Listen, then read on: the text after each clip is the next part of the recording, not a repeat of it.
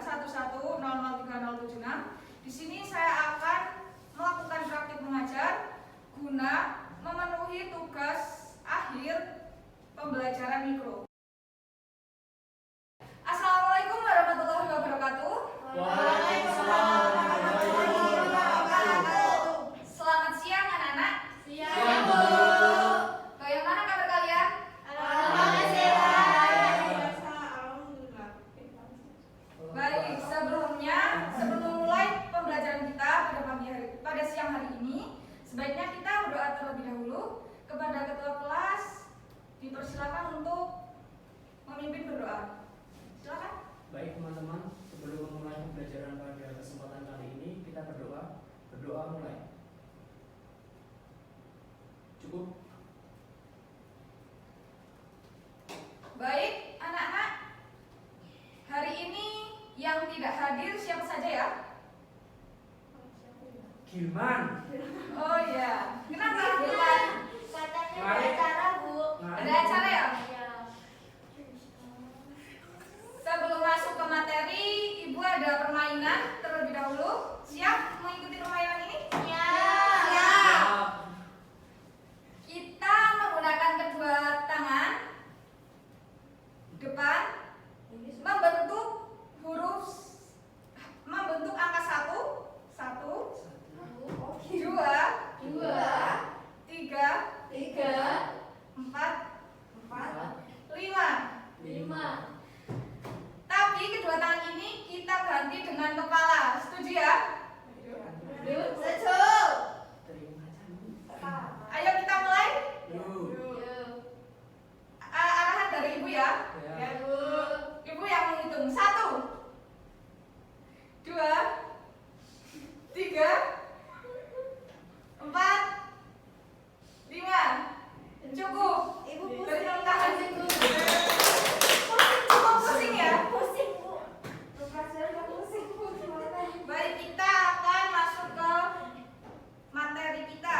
Sebelumnya kita telah mempelajari tentang teks laporan hasil observasi KD 3.1 dan 4.1 untuk minggu lalu. Sekarang kita akan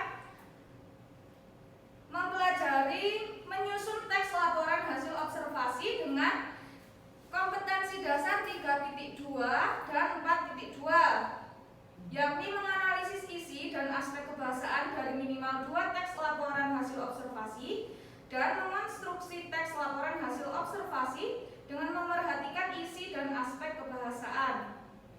Tujuan pembelajaran kita yakni melalui pendekatan saintifik dengan menggunakan model pembelajaran discovery learning, peserta didik dapat menganalisis isi dan aspek kebahasaan dari minimal 2 teks laporan hasil observasi serta terampil mengonstruksi teks laporan hasil observasi dengan memerhatikan isi dan aspek kebahasaan dengan rasa ingin tahu, tanggung jawab dan komunikatif selama proses pembelajaran.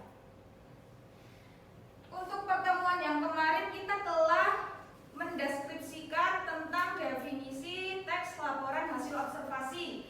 Ada yang masih ingat tentang definisi teks laporan hasil observasi? Pengamatan.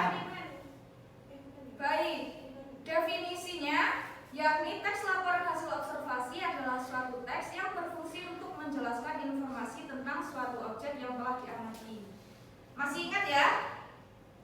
Masih ya? Kemudian kemarin kita mempelajari ciri-cirinya, yaitu ada 4. Silakan dibacakan Mbak Ratri.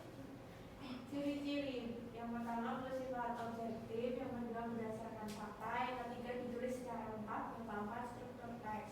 Baik, selanjutnya kita masuk ke struktur teks laporan hasil observasi. Ada berapa struktur teks laporan hasil observasi?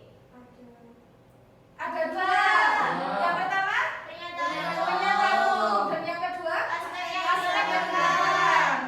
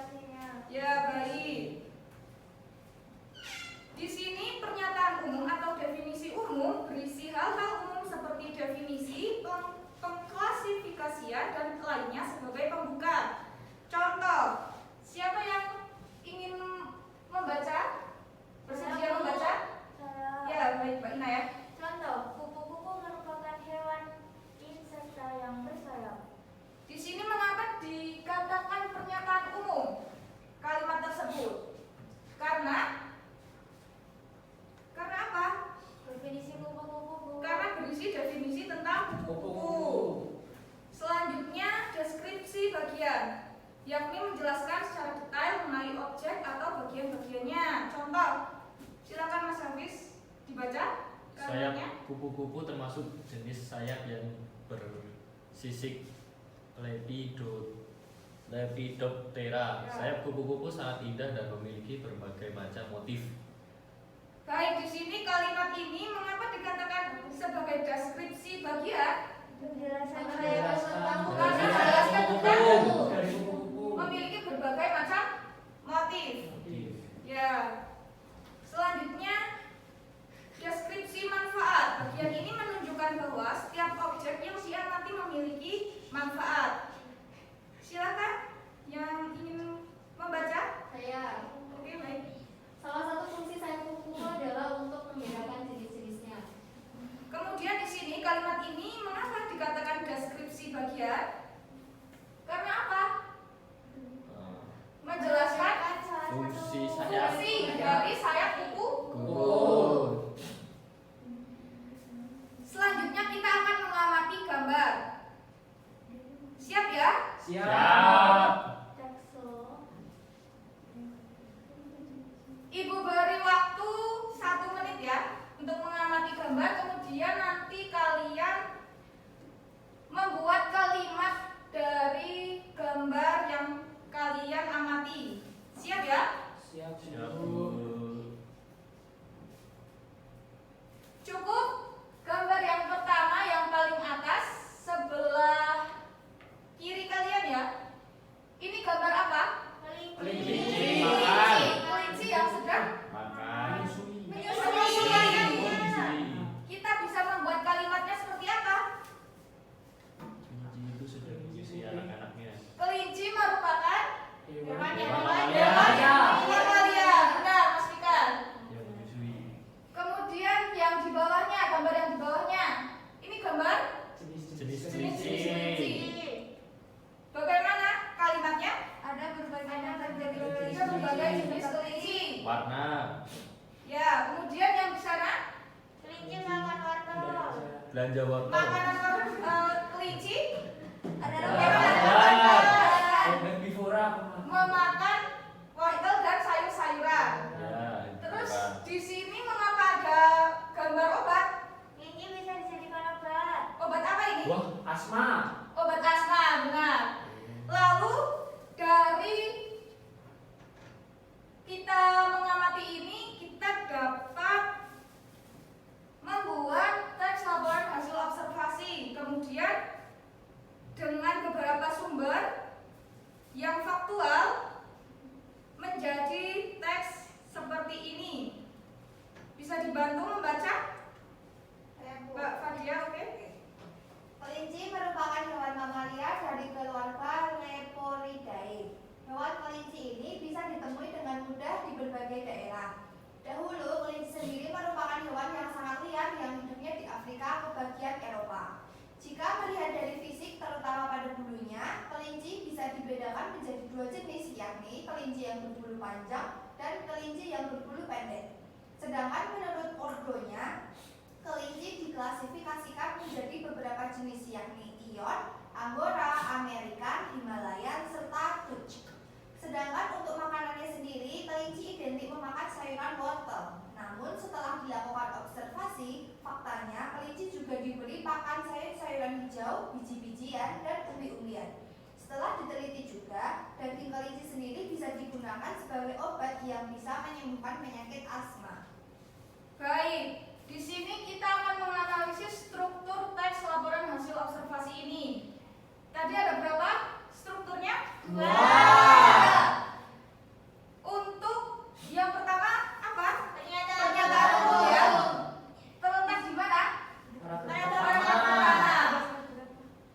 Kemudian yang kedua tentang Aspek yang aspek yang dilaporkan.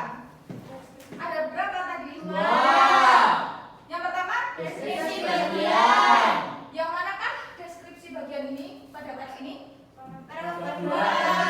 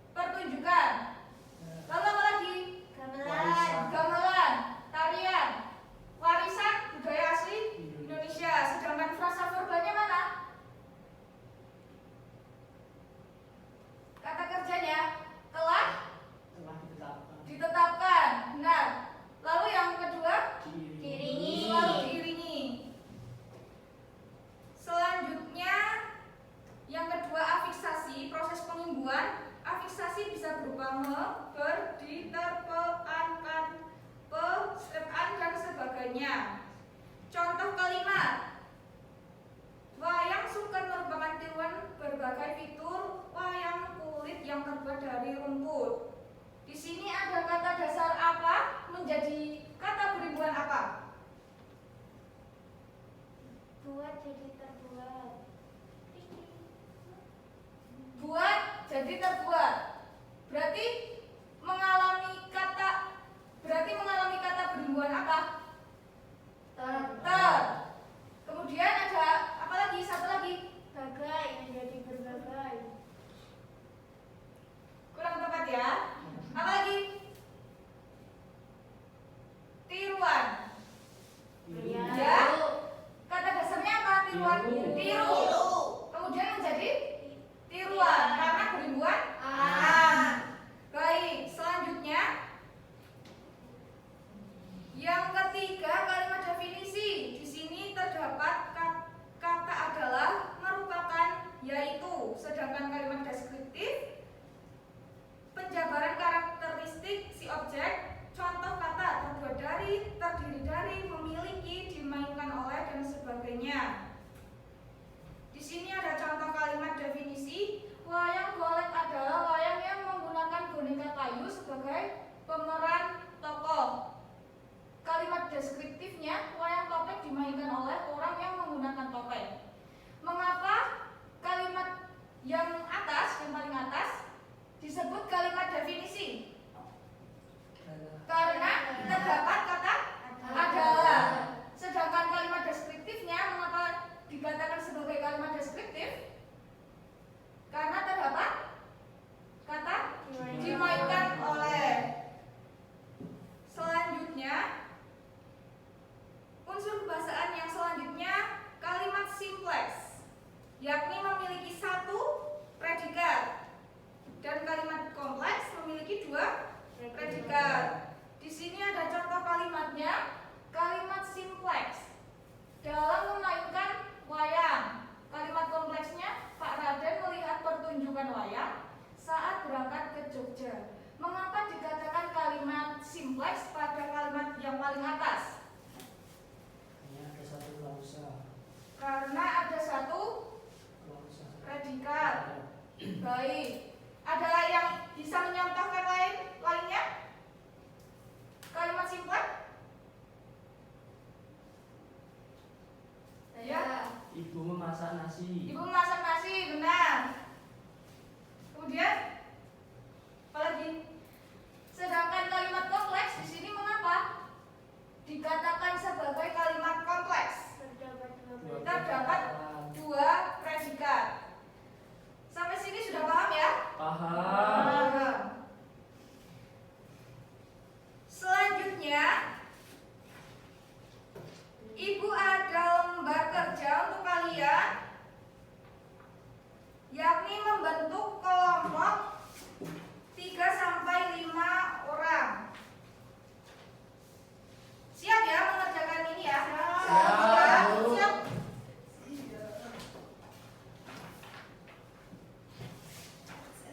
Apakah ada yang perlu ditanyakan? Terkait tadi yang telah kita pelajari, apa yang kalian tangkap dari apa yang telah kita pelajari di dalam teks laporan hasil observasi? Struktur, kemudian Kebahasaan. kaidah kebahasaan, definisi, dan ciri-cirinya. Baik, jika sudah paham semua,